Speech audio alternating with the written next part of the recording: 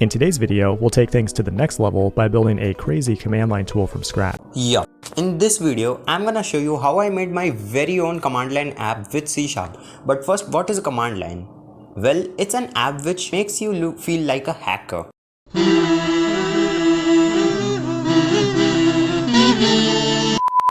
I got started by creating an error class because I know I'm gonna deal with a lot of errors. Next, I created a collections class which will contain some custom functions for strings and arrays. I'll explain why I created this class later.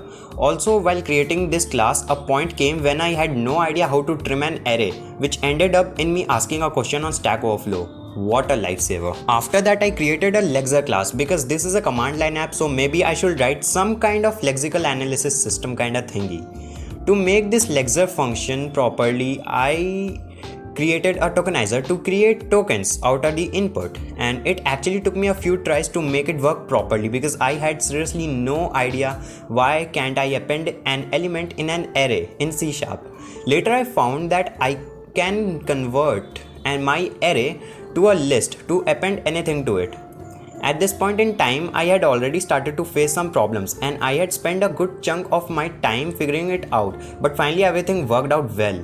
I also created an evaluator function to evaluate math expressions in string, and some more error functions, and doubtfully an is-even function which I don't really remember why I created. Then I created a terminal class to write some basic functions a terminal like Linux Bash has, such as saving command history, help messages, and the most important one, taking input. I also made some public and private variables for input, version, title, prompt, which is by default a $sign by the way, don't ask me why.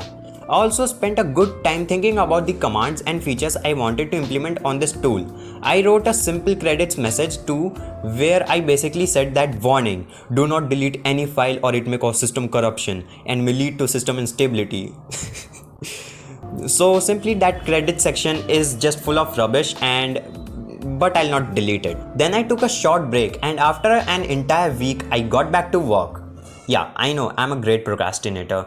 This time though, I created a shell class because I thought to create a class which will hold all the functions that I wanted to have in AOS. Features such as running commands via command prompt, starting apps, checking for updates, and etc. I even created a root function in which it will basically spit out the full path of the AOS binary. Then the next day, I wrote a pretty curved command line argument parser and wrote some functions to utilize around everything I wrote till now. And in fact, those functions are quite huge and so boring to explain, so I'm not really gonna bother explaining everything. So instead, I would recommend you all to go and check out AOS source code by yourself. It's free and open source. Description is in link or link is in description. It depends on you.